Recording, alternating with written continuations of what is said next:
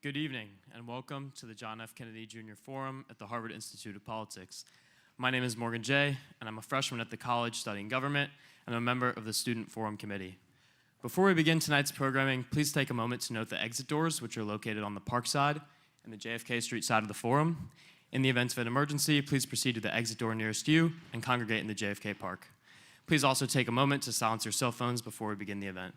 And join me in welcoming Harvard College undergraduate Mateen Zafarinian to the stage.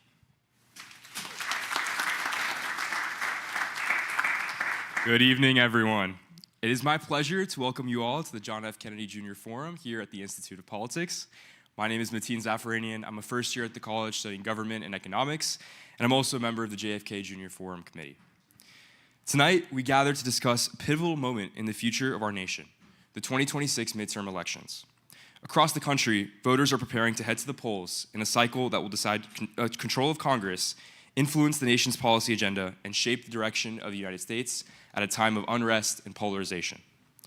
The choices made by Americans in the coming months will reverberate far beyond November 2026 and will have massive implications in the trajectory of civil life, foreign policy, and the integrity of our democratic institutions.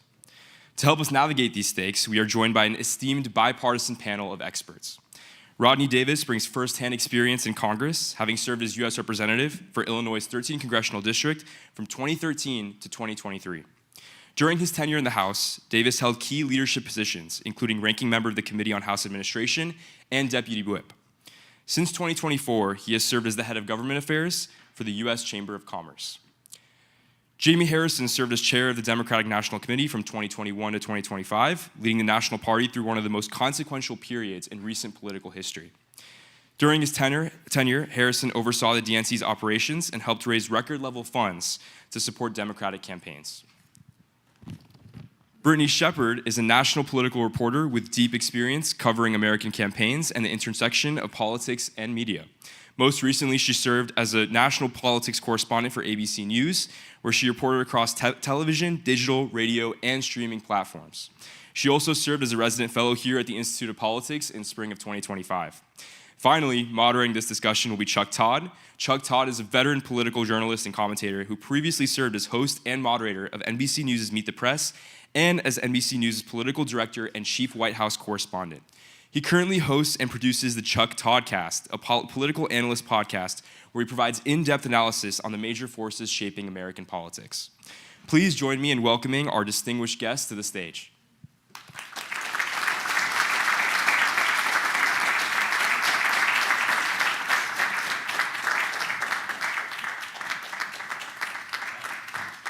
Applause going as we walk come on. That's all right. Right. So it may be February, and we may be, 9 months away from Election Day, but it's getting late early. And I think the one thing that I think I always bank on is change in the 21st century. Because every single national election but two in the 21st century, we've had some change. The only two election cycles this century that there was no change, meaning no party turnover in the White House, no party turnover in the House, no party turnover in the Senate, was 2004 and 2012. Every 2 years we've done something. We've thrown out a party in the presidency, or thrown out a majority in the Senate, or thrown out a majority in the House. And it is certainly, in fact, it's if Democrats win the House in 2026, this will be the fifth change this century. The House turned over twice in the last 50 years of the 20th century. So we are, shall we say, living in tumultuous times. I want to start with Rodney. We are at 51 open seats. 2018, we had 55 open seats. That is the second and third highest total ever in a midterm. In fact, no, it's the first and second in a midterm. The all-time high in open seats was 1992 at 65. And there's still a lot of filing deadlines going on.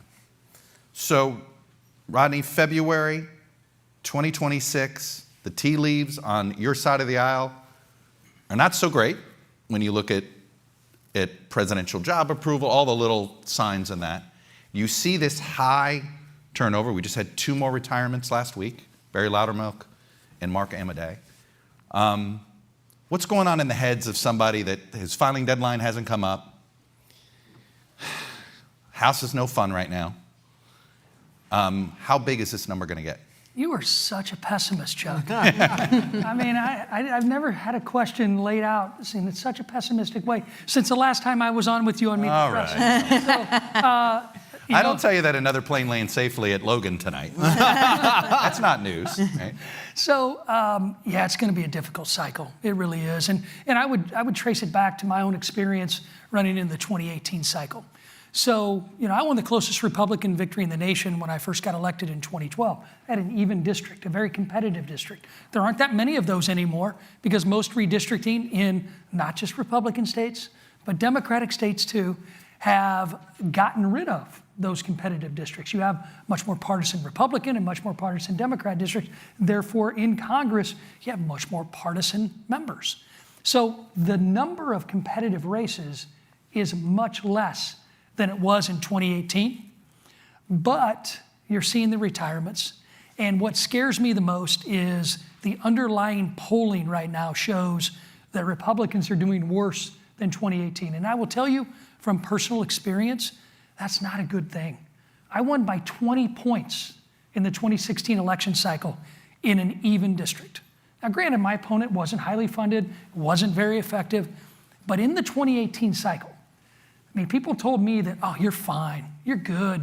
I was rated as, a likely Republican by all the rating different folks in Washington, but I never had a poll that had me up by more than 2 points. And Chuck, I'm going to criticize CNN right now because on election night in 2018, Paul Ryan, the Speaker of the House, called me to offer his condolences because he thought I lost. Because CNN reported I lost. You should have been watching NBC. I should have. Well, that was him. Those mistakes. But I ended up winning by 2,200 votes. So that's what I worry about as a Republican. And it's not the competitive races, the even districts who are used to campaigning. We lost our majority based on the R5s, R6s, R7s, races that you had members that didn't raise money, didn't know how to campaign, and didn't know what they were up against. That's what scares me. Jaime, look, obviously, on one hand, it looks really good, but there's some structural barriers that I think Democrats have. Rodney mentioned one of them, which is 2018, there were a lot of Republicans in Clinton districts still. Mm-hmm. There was the quote-unquote low-hanging fruit of House pickups. Redistricting has, a great night for Democrats might be 15 seats, which would never look, when you look at sort of, I put a chart actually in my Substack this week if you want to check it out. When you look at an open seat environment like I just described, 18 seats is unimpressive, but there is these structural barriers. In 2025, Democrats couldn't win a single assembly seat in Virginia where Donald Trump got at least 57%. And so to have this big wave, it seems to me, Democrats got to figure out how to get past just winning the swing vote and getting into that next territory. If you don't, you're not going to win the Senate. All right, the House is doable. The Senate is only doable if you somehow can get to the 57%, 58%, 59% Trump districts or states, because that would bring your Iowas, your Ohios, and whatever the hell's happening in Texas. We can discuss that. I want to be there. So what's your sense of how you break through that barrier, and can Democrats not infight themselves to a small victory instead of a big victory? Well, Chuck, I wrote a Substack a few months ago, because everybody's writing Substacks, and everybody has a podcast. I wrote a Substack back in August, basically with the whole premise that I believe that the 2026 election is not going to be like 2018. 2018, we saw 41 flips, but only 11 of the 41 were in R+5 districts. I believe you were doing the hotline at the time in 2006, probably. Yep. I was the executive director of the House Dem Caucus in 2006. I believe that 2026 is more of an echo of 2006. And in that election, coming off of a brutal presidential loss in 2004, In 2004, everybody's writing the same things that they're writing now, the obituary of the Democratic Party. I even saw a headline that said, "Where's the autopsy after the 2004 election?" The same exact damn thing. Bad nominee. Yes, all of that stuff. all yeah. that stuff. They're writing the same things that they're writing right now. And in the 06 elections, a lot of things came to place. One, there was investment in something called the 50-state strategy with Howard Dean. Large investments into our states, all 50 states. That was the year that Rahm Emanuel was cursing out Howard Dean. Write the damn check, right? He wanted a $5 million transfer over to the D-Trip. But Dean put the money in all of these states, particularly these red states. Well, Ken Martin is building on some of the stuff that I did when I was chair, and they're investing a record amount of money into all states, red states, blue states, purple states. In that election, whereas the 2018 election, we won in the Clinton districts that were suburban. In 2006, we won in Republican districts. Remember, we flipped 3 seats in Indiana. Brad Ellsworth, Donnelly, Barron Hill. These were R+. We flipped 31 seats that year. 14 of the 31 were R+5 districts. I mean, we went really deep. Kansas, Nancy Border wasn't even on the D-Trip target list. We flipped that district. We even won that year, and this is why I think 2026 is so like 06. We got the majority back in the Senate. We didn't know it that night that we were getting the majority back, but we did over the course of the next few days. And it was Begich in Alaska? Was the Well, Webb, no, it was Webb, I think. Begich was Webb, Webb and Tester were the last 2, I think. But we did win the Alaska seat, I think, in 06 as well. For the Senate, For I US thought that Senate. was 08, but anyway. But nonetheless, I mean, I really do believe, and if you take a look at these special elections, we are winning, overperforming. Democrats are overperforming. In South Carolina, just recently, we had our R+8 district that we lost by 21 votes. 21 votes in a special House race. So Democrats are performing extremely well, and particularly in rural parts of the country where they have not always performed.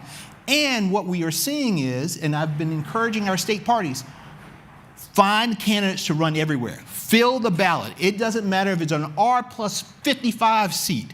Fill the ballot with a Democrat, because at the end of the day, if Republicans are playing whack-a-mole, because as Rodney said, there's so many districts going on, we're going to win seats that nobody ever thought we would win. Brittany, one other thing that to me that's different from 2018, to build on what Jaime was saying, is actually I feel like that both parties, frankly, are sometimes working against themselves, right? You have, you have Donald Trump essentially making life harder for Republicans with the Texas situation in particular. One could argue that perhaps he created a tougher seat in North Carolina had he been a bit more open to Tillis. If he would treat Tillis and Cornyn the way he treats Collins in Maine, they might be in better shape into those Senate seats. In 06, as he describes, and even in 18, you had unified Democratic strategy. I don't see that this cycle. There's a lot of infighting, right? I mean, sure, you brought up Texas. Let's talk about that. Right, they're all over the place. And infighting on the right cost Republicans a bunch of seats in 2020. A good year for them could have been a great year had it not been for this internal. The likelihood that Democrats could essentially be their own worst enemy here and cost themselves opportunities. Well, I think that's always the question on Democrats' mind. Jaime, you can answer that for me. One of the last things I wrote at ABC was one of those where are the autopsy stories, and something I found that's really interesting, and I talked to Jaime for that story too, is what was the why of the Democrats? Mm-hmm. And there are a bunch of primaries coming up, and we can talk about individual races, that's interesting, but I feel that there's still a lack of understanding of what the why are, and maybe an overinvestment in the petty scoring points, because people are still trying to understand the social media and digital environment. Because people see what's happening with Trump in the last couple cycles, think, okay, how can we become a viral moment, and maybe are it's a race to the bottom to get one. Texas is on the mind because I've had a lot of time to doom scroll recently, and I'm seeing, Colin Allred get involved. It's a very online primary. Well, that's why you have the millennial here to kind of explain it. No, but I often wonder if a primary is misleading to political analysts if you're too focused on the online conversation. Yes. Well, I mean, it all exists in one place, right? Online is in person, and trying to figure out what organization looks like. Both, when you say digital, it's not just, can I do like a TikTok dance to get people to come out in the ballot? It's how can I communicate across platforms? How can I both make sure young people are voting but realize I'm not investing too much because I worry about young people even showing up to the polls, right? It's a universal thought, and I find that Democrats are thinking a little short term, the candidates. Sure. I think that a lot of Democratic secretaries of state are worried about cannibalization of the processes of elections, and that if their candidates can't get in trouble, and if the secretaries of state are worried about even being able to run elections at the same time, that it all kind of implodes, you know? And I find that there's so much of a race of virality. A lot of it is like, okay, can I create a TikTok campaign that makes me look cool or funny, or I really want to get on The Daily Show, or I really want to get on the Todd podcast, right? Like people are just so hungry for validation that I don't think a Democrat can come on stage and say, this is my why in a clear way. I mean, I haven't seen it. I mean, have you really seen Ken Martin, someone I know pretty well, say, this is our why beyond, we're not those guys? Well, I'd also argue it's midterm messaging. You don't have to have a message when you're the out party. Sure. Which is always the advantage, but then, of course, when you don't have a message in a presidential year, you get smacked in the Well, face. sure, but presidential is pretty much starting now. There's a reason that Kamala Harris's headquarters launched, last week and not in 2 years. Fair enough. Rodney, I want to talk about the role of the president here. Wait a minute. Senator Harris, Vice President Harris has a campaign office? No, Being run by the ACLU, isn't it? Excellent. Headquarters is a TikTok account that she used to have for her campaign. That's now a pretty substantial digital operation. Should have done that last time. Might have worked. Let's talk about messaging here. And look, Trump is hard to pin down.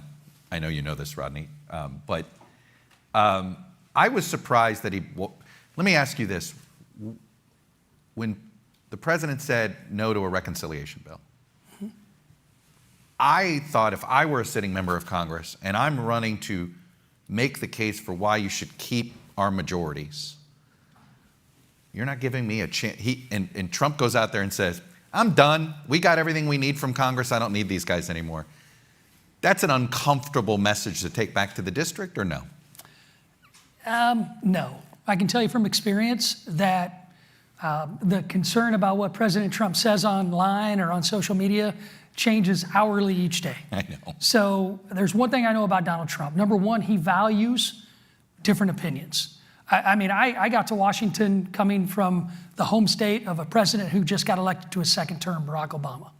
And I'm not trying to make anybody think differently of Barack Obama, but he was not a guy that lived up to what I thought was going to happen working with a member of Congress from his home state, that I would go over to the White House, be able to have a beer, talk with him about issues where we agreed. That's just not who he was. But it wasn't just me as a Republican. My Democratic colleagues said the same thing. Donald Trump gets elected in 2017, and he'll tell you, I was not necessarily the biggest fan during his campaign. But by March of 2017, I was asking my team, what are we going over there for now? Because this is a guy who values sitting around a table and talking to people he may disagree with. So he may change his mind on the reconciliation package. And frankly, that may be part of a strategy that he and his team have laid out to say, let's tell him we're not going to do it. But in the end, if a good opportunity comes, he'll be the first one to say, here we are. What would you be running on if you were running with what you have now? How would you deal with this? You've got a president who's, in some ways you compartmentalize it, as I assume. You let him talk to his voters. You've got to talk to your voters. What would you be saying right now? I would be running a very different campaign when it comes to who do I need to turn out. Number one, you need those voters to believe that you did what you said you were going to do, and I would be running on the tax bill. I would be running on the one big beautiful bill, and frankly, that's what we're doing at the U.S. Chamber. We're continuing to tout that legislation because it's good for business, it's good for jobs, it's good for the economy, and you do not run away from it. That's the one thing I learned after voting for the Tax Cut and Jobs Act and helping to craft it in 2017.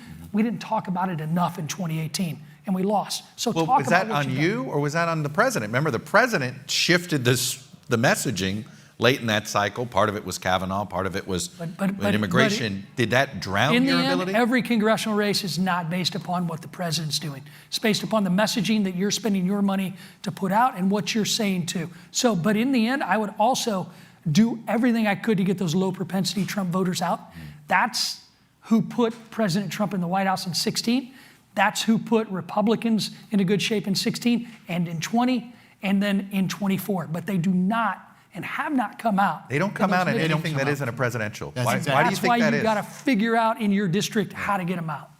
You found out the wrong way that they do show up in a presidential year, Jamie. No, they do show up, but So they don't show up in midterms. If That's you why. were on the ballot Yeah. this cycle and you're running against an incumbent, are you, it goes to Brittany's question, are you running a why me or why not them campaign? Well, one, I'm firing up my base because I want strong Democratic Party turnout.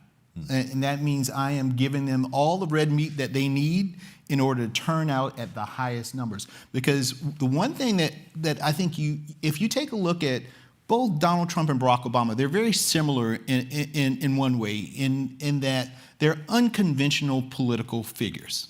They sort of live outside of the box of the typical Democrat Republican, and they have some cultural impact on the ballot, right? They're able to bring out folks that don't traditionally come out. But when they are not on the ballot, they can't turn those folks out. Even if they go and they go out and campaign and they do all of those things, if their names are not on that ballot, they cannot turn them out. And partly we saw that, we've seen that in the midterm elections. We saw that with Donald Trump in 2022. Despite the fact that, we know the history of midterm elections, but in 2022, Democrats had one of the historically best midterm elections for an incumbent president in the last, some say since the 1930s. You still lost the House. But if you look at the trend lines, Chuck, you I know. hear you. I mean, listen. I would just say I've never understood. I understood your job having to tell donors, "Hey, we did better than expected." You lost the House. And we picked up a seat in the Senate, and we picked up more governors. The Carolina Panthers once covered the spread in a Super Bowl. Yeah, but they're not Super Bowl champions. Yes, but Chuck, when you lose the House in the midterms, usually you really lose the House. I mean, we barely lost the House. The majority there was less than 10,000 votes across. How much of that was you, and how districts. much of that was bad Republican nominees in some places? Well, a lot of it was infrastructure that we put on the ground in those states. For the first time in history, the DNC put $120 million on the ground infrastructure a year ahead of time. Ask Josh Shapiro whether or not the DNC was helpful for him to win. When Josh became the nominee, he didn't have to worry about a ground game. Why didn't he have to worry about a ground game? He and Fetterman. Because the DNC had boots on the ground a year ahead of the election. So we had an unprecedented amount of infrastructure in many states. And that was the same infrastructure that even though we lost a presidential in many of these battleground states, in Arizona, in Nevada, in Wisconsin, in Michigan, we still won the United States Senate. Historically, that is not something that usually happens. If you lose the presidency, you also lose the down ballot races as well. Why did we in North Carolina? We won the governor's mansion, we won lieutenant governor, we won attorney general, we won superintendent of public instruction, we even won a Supreme Court seat, but we lost the presidential. Why is that? It is because of the investment of an infrastructure on the ground to still get the Democratic message and the voters out. I have an addendum question, actually, Go to for your it. question, Do if it, we do can it, do tag it. team for a Do it. second. Go for it. What does Democratic red mean? Because I feel like I still am lost, right? Yes. Is it we're so good at redistricting, we kicked their butts in Texas by looking at what we did in California? Is it that guy, what he's doing is unconscionable and we are the conscience? Like, I still don't have a sense of what that is. Yeah. Because I think maybe to go 2016, it was, look how, this is what progressivism is. Woke for us who were in college in 2016. I'm not hearing it. And I'm curious, like, I really want to know because like, as we travel the country and cover these midterms, I'm curious what you're thinking is landing with these voters, Yeah. Well, partly because I'm still talking to voters because I'm still, I was just in, where was it, South Dakota just a few months ago. One of the things that were just pissing people off were the tariffs and the impact that it was having on farmers in South Dakota. When I'm in Georgia, the healthcare costs that are spiking in Georgia right now because of the lack of Obama subsidies. Right now, the cost of things is still really, really, really high. So it's the Democratic Party saying, you know, we have a plan. We are really focused on making sure that the things that impact you and your family and your communities that we can actually do. We also believe that, you know, you should be able to, even if you dislike what's going on with ICE, that you should be able to pull out of your driveway or go protest or have your cell phone camera without getting shot in the face, right? It is painting the picture that this is not the America where all of us are created equal, that this is not the America right now that we all deserve to live in. And so we got to change that. So that's part of the narrative that I think the party is trying to build. Do any of you believe you can localize message anymore? Or is all politics in the spirit of a former Massachusetts member of Congress who became Speaker of the House, who claimed that all politics was local? I'll just tell you, I haven't seen that. I haven't seen local politics in a House or Senate race in a long time. What about that mayors? isn't, well, sure. Yeah. Mayor and governors are different. Yeah. But even that, you're seeing more national issues infect some of those races. But just going on the side, I mean, and nationalizing, I don't know who this benefits. I think you could make a case that nationalizing it helps get those occasional Trump voters. You could also say nationalizing it allows you to make it a referendum on Trump. Is it a net positive or negative for this to be nationalized for either side? Yeah, to answer your question, can we unnationalize elections at the local level? The answer is yes. But it doesn't happen in those more partisan districts. You know, in 2022, that election cycle, the Democrats didn't win as many seats. Also, another factor when it comes to the House was redistricting. Yeah. Because we had more partisan districts, had less competitive districts. But you look at districts like Don Bacon's in Nebraska. He would not have won if he would not have localized that election. Brian Fitzpatrick in Pennsylvania, Mike Lawler in New York. You have a whole host, David Valadao. So you're making the case that if you're in a swing district, if you were in a swing district, the last 5 points that you need, you localize you have to everything. localize. You were going out to watch. You agree with were that? coming back to I your agree with district, and you were telling folks, I know Washington's effed up. Yeah. But here's what I've done to fix it. And I know it works because it worked for 5 terms for me in an even district. And then I got remapped into an R+32.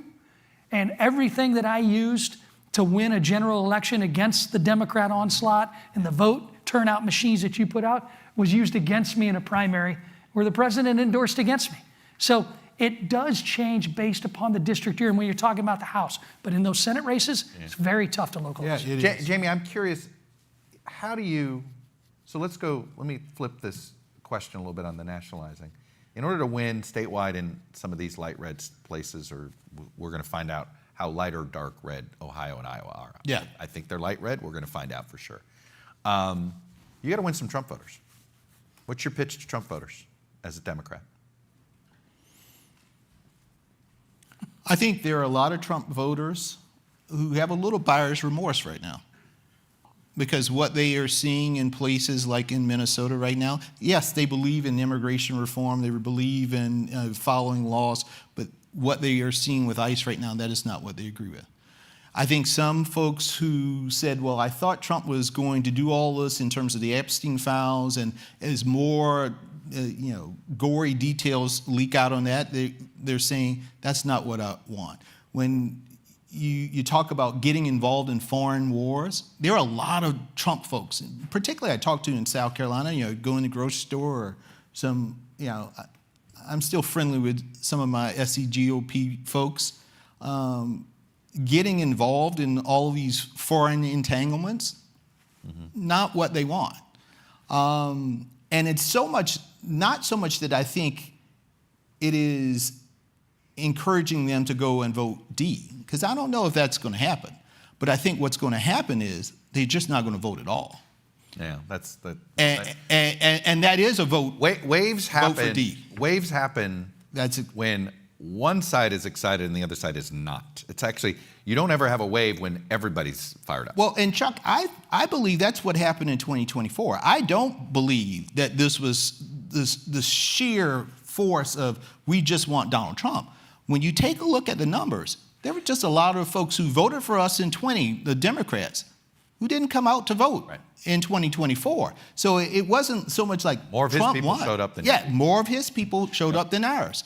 And I think that's what's going to see in this midterm, that I think some of his folks, they're not, why should I show up for a Lindsey Graham type? If I'm a Republican, I don't like him. All right, Brittany, let's have some fun. Let's start talking some individual races. And we're going to we got microphones in, according to my timer, in 7 minutes and 37 seconds. I'm going to start taking questions from you guys if you want to start lining up. I can keep it at the so microphones. short. Yeah. So I will tell you, if I were running an independent news organization and I had the ability to only hire one political reporter to live in one state, I would pick the state of Michigan.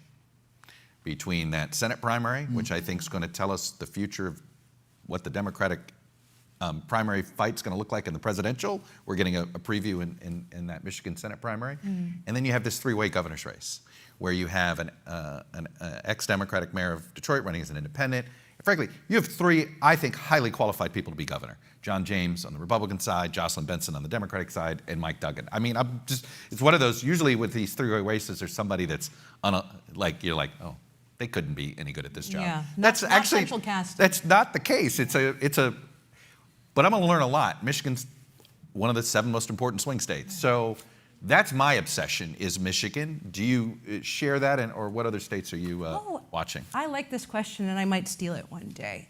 I find, and maybe this is just because I'm interested in the taboo, the Maine Senate primary really interesting. I talked a lot to Graham Plattner, if you guys remember. Came out of the gate really strong, progressive, post-Mom Donnie. This is not your grandma's Democratic Party, right? And there's been a lot to be made of what can really sink a Democrat versus what can sink a Republican, and I think that's going to be tested in Maine. I've only been to Maine once, so I would love to do a little bit of a trip to Bar Harbor and figure it out. I will just tell you this: I think one of the most underrated food cities in America is Portland. If you're hanging around here, Portland, I agree. Awesome. But anyway, go ahead. That restaurant Duck Fat's really good. Yes. Duck Fat is awesome. Yeah. That dude was featured on Chopped. Oh my God, you're just full of fun facts. I am obsessive foodie. Go ahead. I just am morbidly obsessed with the so-called power structures of the people call the far left and who actually is a Democrat. I just think I did a lot of coverage of that in the last couple of months at ABC, and I think whoever is it's big corporate debt, capital D Dems versus the little guy. But if the little guy has problems, what does that mean? I just kind of obsessed with that. And the local reporters say, actually, nobody cares he's super popular, but people in D.C. are saying, oh, no, it has to be Janet Mills all the way. So that's really fascinating for me. California, too, with that governor's race, I find there's a redistricting story that's happening there that I think is really interesting. There's a 2028 story that's happening. Is are we inflating Gavin Newsom too much? Are we Ron DeSantising him, right? Does he actually have the juice? Because I don't know if you guys remember, but there was a time when people thought Ron DeSantis was the second coming of Donald Trump. And clearly, we're here in 2026. You know how that story ended. And then there's who is the heir apparent to the state that's seen as the foil to Trump, I think. So there's lots of interesting dynamics. But if I think more, maybe a bunch would pop. And I just love drama. So I feel like I love the spirit of Wendy Williams sits in me. I love Texas because I think there's also kind of compounding dynamics there too. I will just say, Paxton Crockett is probably the matchup that YouTube is rooting for. Oh sure, yeah. That's what the algorithm wants, right? Oh yeah, TikTok the algorithm too. wants Paxton Crockett because that's going to be the That debate will, man. I remember as a reporter at National Journal, I hated the 2000 New York Senate race because all the national media was focused on was Hillary Clinton's blowout of Rick Lazio, and we were like, stop covering this like this is a race that matters. There are all these other great Senate races to follow, and it's like, I have a feeling that's what Texas is going to be this year. You're like, all the national media is going to be focused on Texas, and there's going to be all these other interesting stories over here. For sure. But I digress. Jamie, what's the state First of all, on your side, what are you going to learn in that Democratic primary in Michigan and in Maine? Chuck, I think you're really spot on there. I mean, the Michigan primary there for Senate is really, really interesting. And there's so many different winds and dynamics that are blown in that. And Feels like the story of the three bears, right? You've got, everybody's trying to figure out who's Goldilocks. Yeah. Right? You got a progressive, you got an establishment, you got somebody who wants to be the Goldilocks in between. Yep. And I don't know who the voters are going to think are Goldilocks. And, right? and it's just all mixed up there. You really, but I'm very intrigued by Ohio. And both the Senate race and that governor's race. Sure. I think Vivek may screw the pooch. I mean, Amy Acton is really putting together a really solid campaign there. And, again, without Trump on the ballot, what happens to some of those voters who would normally come out and vote for the R? And I'd have been more intrigued about that race had Sherrod Brown run for governor, not Senate. no, I think that would have that's a been good point. an interesting. That's a good point. Rodney, what are you watching? I agree with you on Ohio, that it would have been a more interesting race if Senator Brown would have run for governor. But I'll bet you a nice steak dinner on the Ohio races. I think that Ohio is going to continue to remain red. I like the fact that Florida was brought up because Florida is like, the Democrats, it's a fantasy land. I live there now. So, and I live on the east coast of Florida. So you do what every Midwesterner does. all this. Yeah. You leave the Midwest. They usually go to the West Coast. So I'm a Florida native. I grew up in Miami, and I used to joke that the Florida, literally, you had these different, right? The southeast. First of all, you have to go north to go south in Florida.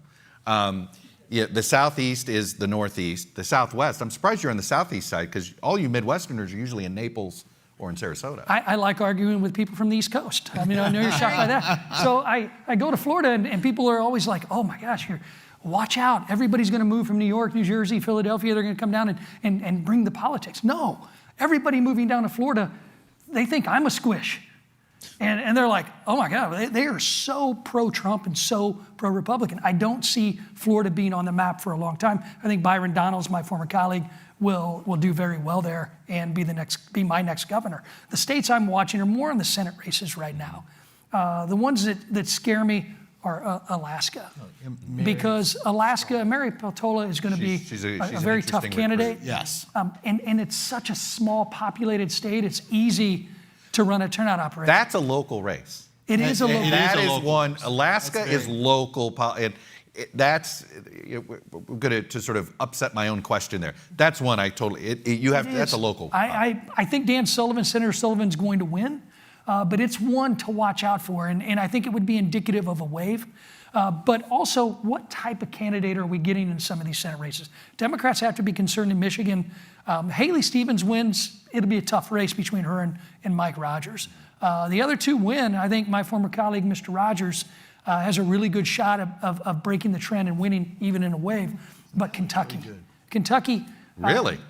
Kentucky, we have to look at, not that Republicans are going to lose, but as somebody who works at the U.S. Chamber of Commerce right now, we want people What kind of Republican are you elected getting? who are going to want to govern on the Republican and Democratic side. It's states like that we have to be concerned about, even in Texas. I would love a Paxton-Crockett race. Well, if you want to be entertained. If you want to be Are you not entertained, but if you're going to have the far ends of the spectrum win, I think that gives Republicans a better chance to win. But I think some of these states where you have to look at the candidates in the primary and wonder who you're going to get, because that in turn gives us the chance to understand what does the Senate look like going into the next presidential race. What does governing look like, even with a Republican or Democratic majority? Yeah, I've heard a lot of. It's interesting. The House retirements. We have about 30 or 31, I think, open Republican seats. What's interesting, half are people that were elected before 2016. Most of them are retirements. They're not up or outs. The ones that were elected 2016 or later are mostly up and outs, right? Mostly looking, there's a few there. And, I've talked with a few, I'll just call them Chamber of Commerce Republican donors, who are lamenting that there seems to be less enthusiasm about trying to get the Republican you're describing in some of these non-competitive general elections races, like very nervous about what's going to replace Amadai in Nevada, for instance. Sure. And it sounds like you're pretty concerned about that in some of these places. I am personally because, a lot of the folks that are leaving are my friends, and folks that are running for other offices or higher office are my friends. So personally, it's very concerning to me. But when you look at Congress, everybody has this perception that everyone goes to the House and they stay there forever. I mean, you have some that have been there since I was in 5th grade, 4th grade. Not as much anymore. Not as much, but I will tell you, I was there for 10 years. And by the time I left, my seniority was in the 150s. There is a lot of turnover in the U.S. Been a House. ton more this century than the previous Could century. be a good thing. 100%. All right, let's line up. Go ahead. Get at the mics here. I thought let's not be shy. I'm going to throw one other state that I put on as what I call a state that if Democrats, if it's a wave, then that means they do well in Iowa. Yes, Iowa's definitely one. And I think Iowa Democrats can be very competitive. I'm less convinced that they're going to pull off those races. I think they have a really good governor's candidate. Yeah, 2 House races. And there's all sorts of opportunity. If the Democratic Party is winning in Iowa, then I think you'll end up calling it a wave. See, Iowa We'll see. is my Indiana, the 206 Indiana. Yes, sir. Perfect. Tell us, just if you don't mind, say your name and if you don't mind, and tell us what you're majoring or what you're. All right. Well, hi, everyone. I'm Zach Shulkin, a first-year master's student and a former actual DNC staffer during the Harris campaign. Mr. Chairman, it's always a pleasure, and Always I'm good sure seeing you. you'll be happy to see that I've clearly landed on my feet since the last year's chair campaign.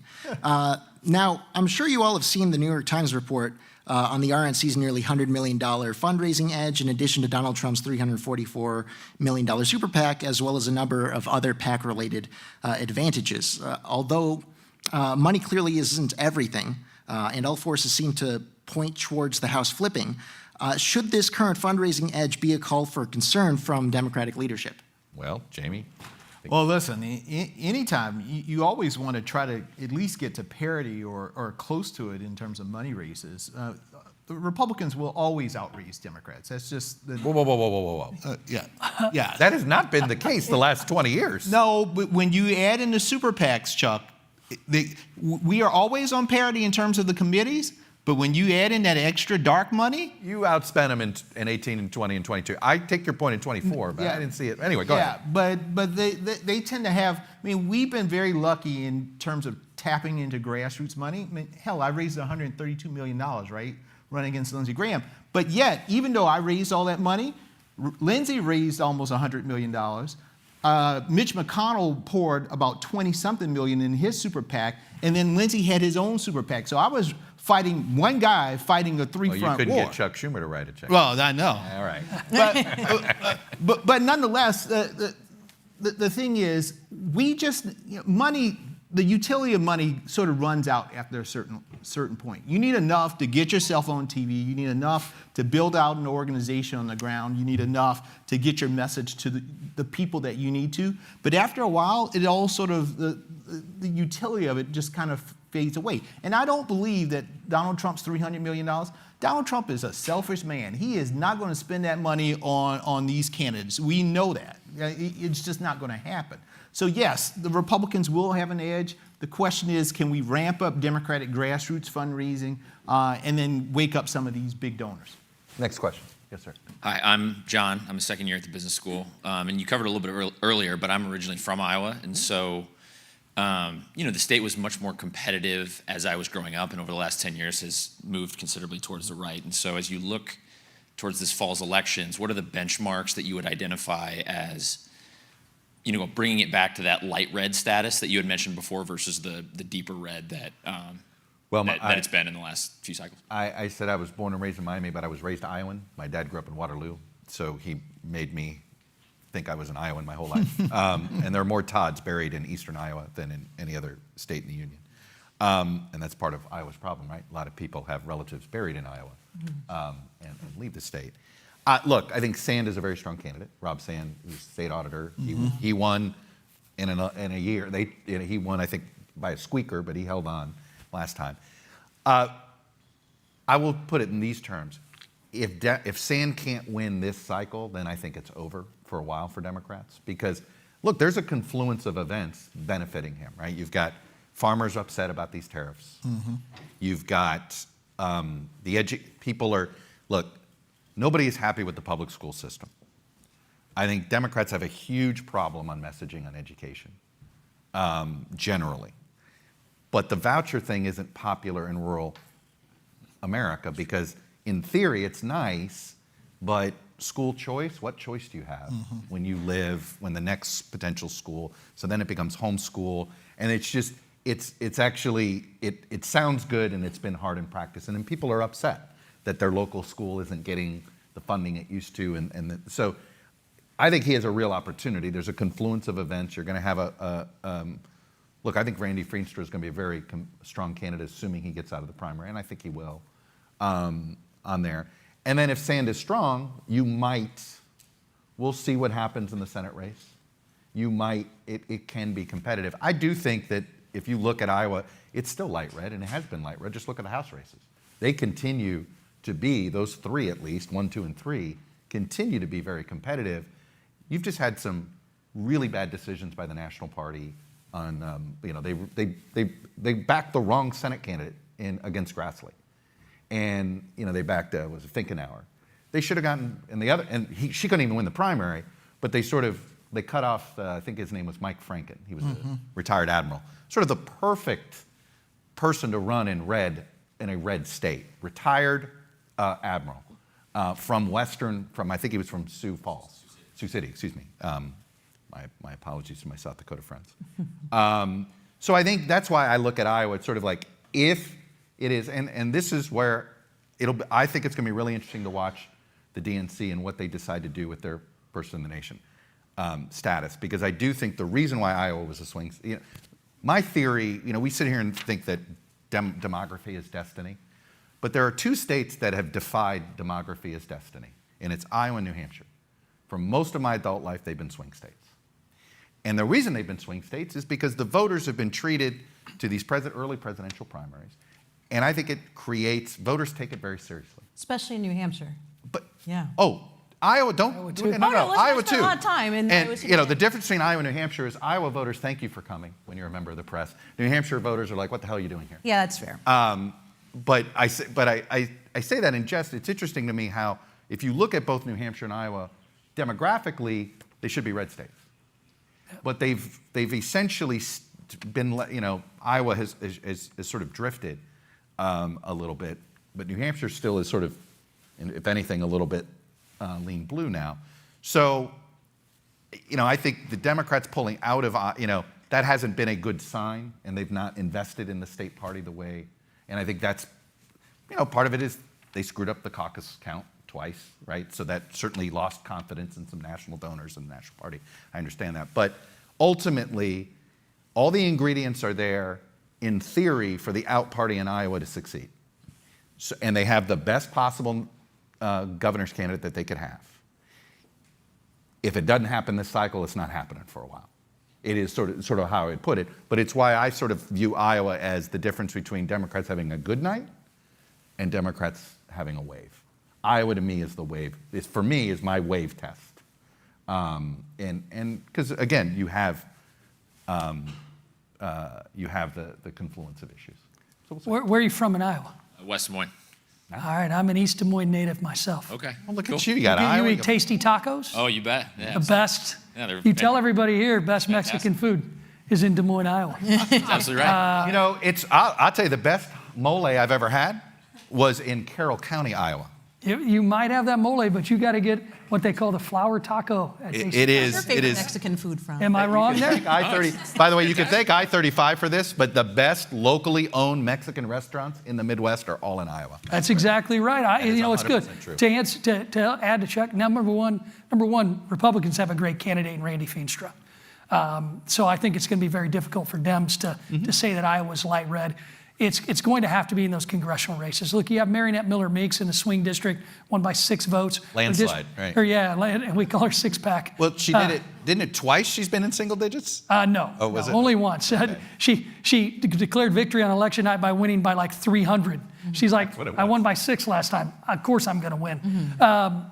So Marionette Miller Meeks, that's a barometer race, but there's nobody that campaigns harder than her and is a better member of Congress for that district than Marionette. But the Zach Nunn race in West Des Moines and the area that encompassed where you were born. And then you also have to, the one race that I would really focus on in Iowa is that open seat for Ashley Hinson. She'll win the Senate race, but the open seat of her old congressional district, because open seats, and I can tell you, because I ran in an open seat in 2012 that Democrats expected to win, that's where you can localize that race a little more. That's the one I would focus on, but I wouldn't call it a barometer of whether Iowa's light red. I would call it an anomaly that will likely go back to Republicans the next term. A fellow in my fellows class is running in that open seat. Really? Yeah. Who's that? His name is John Mitchell. Up there. All right. Give him my worst. Next question. Thank you. Yep. Good evening, guys. Thank you for being here. My name's Ethan. Chairman, I was also a member of the DNC during the 24 cycle, so shout out to you. But I had a question that goes How to did all I not three. teach you not to do that? Sorry, Rodney. Wasn't happening. How did I not teach you? But my question is for, we talked a lot about candidates and who people think are the most electable. I'm really interested from the perspective of both you, Mr. Chairman, and Congressman, who you think your party is most excited to run against. In any race that you can think about across the country, who do you really want to snap your fingers and say, I want this as my Democratic nominee on the Republican side, and then who the Democrats rather want on the Republican end? In any race, or are you asking for the President. midterm or the? I'm talking 2026. Okay. We're looking ahead. Who do you want to run against? In South Carolina, Nancy Mace for governor. Forgot about her. I'm telling you, yes, people say you can't flip South Carolina. This election cycle, if Nancy Mace is the Republican gubernatorial candidate, we will have a Democratic governor in South Carolina for the first time in almost 25, 30 years. Interesting. Rod? So you said 26, but I took your question to mean presidential also. So you're talking 28? So 26, I would say, Jasmine Crockett for the Senate. The more liberal candidates in all of these Senate races would be preferred, and even in congressional races. But presidential, we're looking ahead. Trump's a lame duck. I certainly hope Democrats put somebody out there like maybe Joe Biden, who American people witnessed, my joke. spoke gibberish during the debate, but then they doubled down and they got a candidate they thought was better that spoke gibberish also in Kamala Harris. I certainly hope that she wins the Democratic primary again. We have a president who also speaks gibberish right now. I'll leave that alone. He speaks all day long. I think Brittany and I are just like, can we put a nobody before 1950, born before 1950? Yeah, I'd love that. Why are you discriminating against aged people like me, Chuck? You were born after 1950. I was, but I got a senior discount at a fast food restaurant without asking this week. I'm a little hurt. Yes, sir. Thank you all for being here. My name is Tejas. I'm a sophomore at the college. I wanted to ask specifically about Democratic fundraising. Democrats have had an edge in many races, in many cycles, and most of the postmortems have focused on ideology rather than fundraising. Why should donors continue to contribute to the party if it's an ideology issue? They shouldn't. In the end of the day, the question is, what type of country do we want to live in, right? And I know that sometimes on the Democratic side, we get so much joy fighting with each other. Over, maybe we agree on 75% of the things and the other 25% we don't agree on. But when you look at the contrast, when you look at what is going on in this country right now, is that 25% fight worth it? Like, is it worth losing our civil liberties over it? Is it worth it, in terms of seeing our healthcare system fall apart? Is it worth it in terms of endangering the elections in this country. I mean, right now, like, why in the hell does the Trump administration need to, the swap that they wanted in Minnesota, that if you give us your voter list, then we'll pull ICE out of, how are those two things equated to each other? Like, why do you want that? Why do you want to get the data, when Elon Musk was doing all this stuff earlier, they wanted all the data from the Social Security Department. Why? What's the utility of you having all of that information, right? There's something nefarious that's going on. The fact that, our allies, our NATO allies, are having to do exercises because we are threatening to invade Greenland. There's something fundamentally wrong. And this is not a partisan Democrat versus Republican, because I never had to worry about that when Ronald Reagan was president, or George W. Bush was president, or George H.W. Bush was president. But under this president, we do. And my friends, that is something that we fundamentally need to all come together as Americans, saying, like, there is something wrong here, and we need to course correct. So I hope these folks can get out of, oh, you are too progressive or you're too conservative, and see the forest from the trees. Like, right now, we may not have a country that we recognize if we don't all get our shit together. Brittany, I know, like me, some of the best sources that you have in either party are the donors. Oh, sure. And they love to talk. They love to talk, Yeah. right? I'm wondering if you're sharing an experience that I've had. I've had a lot of donors sitting on their hands.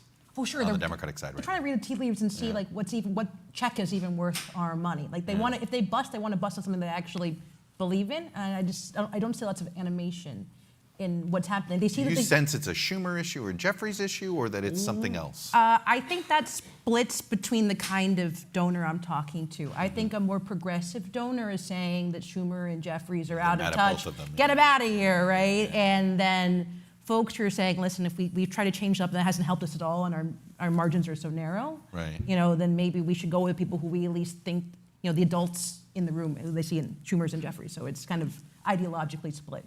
Interesting. Last question is yours. Okay.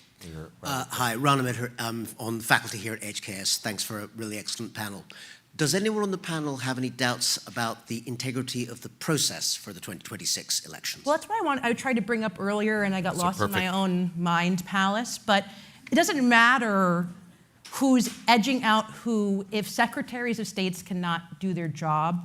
There's lots of excellent reporting out there from independent journalists and from legacy organizations about the conversations secretaries of states are having with each other. There's these calls, right? Mm-hmm. There's these lawsuits for voter rolls. Mm-hmm. There's conversations of what does federalizing elections even mean? The White House maintains this is about legislation. Democrats are skeptical. Some Republican secretaries of states have spoken out and said, listen, we run elections, Trump administration, and please know that we're here to work with you, but the line stops here. There was news recently of a phone call that I believe the FBI and the post office and a couple other groups are having with secretaries of state to just talk about the administration claims, just giving you enough resources to shore up their elections. And secretaries of state are saying, that's great, we love that. But I remember reporting on this story last year about somebody who was like posing to be in DOD, asking for the physical voting machines. And these are local clerks who usually these are volunteers who don't know how to deal with when they get an email that says DOJ. They're like, I can't curse. So they're saying, what the hell do? I have an email from federal government. I'm going to comply, right? And it creates, but I don't want to give you this machine. So there's chaos in understanding of what to do. And some states feel threatened. Other secretaries of states are coming out and saying, actually, this is all fine, simpatico. You guys are, your hair's on fire for no reason. These are just normal processes for the federal government to check in. I'm curious what you've been hearing and what you guys have heard about this. Let me give you both. Let me just take the question and narrow it. You confident in the process of the midterm elections, Rodney? 100%. I mean, we're you have 100% confidence? 100%. We're the United States of America. We have a decentralized election system that is run at the state and local level. That's what our Constitution requires. And you know what? Where you vote in Maine or Florida is different than when I voted in Illinois. And you have to trust that decentralized process is much more safe. The problem is people have concerns about their own local elections and what they see. I rent a house in D.C., And frankly, every election, I get ballots mailed to me from people I have no idea if they ever lived there or not. Those types of methods in the election process cause people to start thinking about how processes can be corrupted. So Democrats tried to nationalize elections when I was the ranking member of the House Administration Committee in 2019 and in 2019 and in 2021. That was something that I fought personally and professionally on the House floor. And I do not agree. I vehemently oppose the President of the United States talking about nationalizing elections. So you're with Lisa Murkowski, because she basically said what you just said now. I didn't like the HR, I didn't like what the Democrats did, Exactly. and I don't like what the SAVE Act for the same reason, that it's putting too much federal oversight over the election process. Absolutely, and frankly, the president's going to say what the president wants, but the bottom line is Republicans are not going to introduce legislation to do that. Jaime, your level of confidence on the election? Well, listen, I'm confident as long as Donald Trump and the DOJ stay the hell out of elections. But if they get involved, then I'm not confident at all. Let me ask you a perverted question. Do Yeah. you think that every time he talks about it actually helps Democratic turnout?